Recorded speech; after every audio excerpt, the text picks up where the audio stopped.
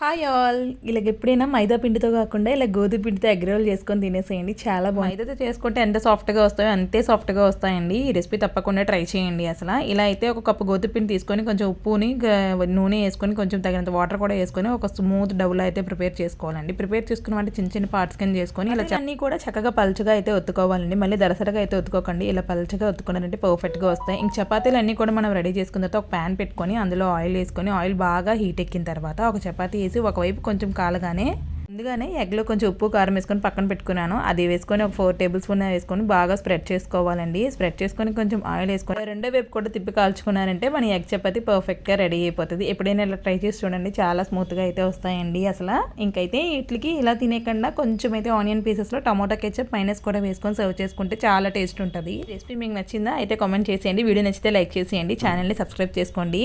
ఇంకైతే మళ్ళీ కలుద్దాం. బాయ్.